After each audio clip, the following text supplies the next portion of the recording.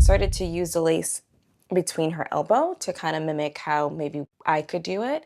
And she had said, like, listen, there is absolutely no reason for you to say that you can't do something. When I was born, my mom didn't know that I was going to be born with a disability, my limb difference. It was a big old surprise.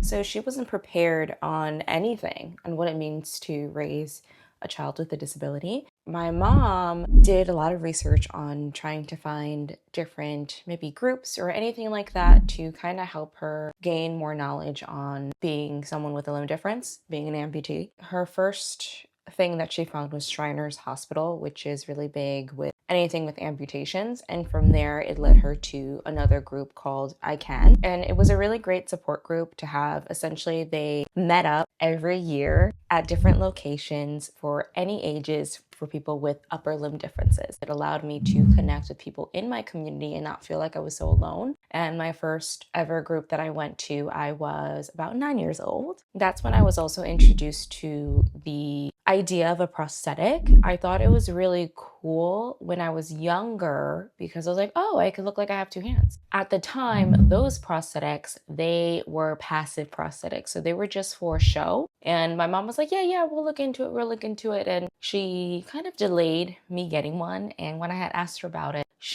when I was older, she had said that she didn't like the idea that they didn't really do anything. And she didn't want me to feel like I wasn't good enough to be without one, especially when it didn't even do anything. It was more for cosmetic purposes, and she didn't see a reason to hide my limb difference because it's beautiful and I'm beautiful and capable of doing everything better without it. And the first grade, for some apparent reason, we learned how to tie our shoes.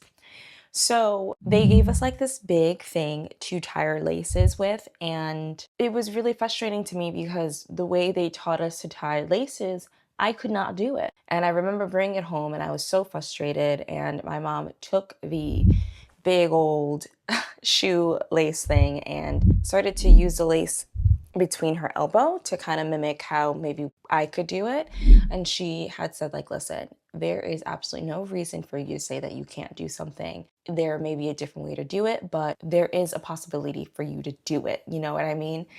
And that like really, really stuck with me with everything. I don't ever tell myself that I can't do something. There's just another way to do it, and that's perfectly fine. My grandmother and my mother, they raised me to be strong.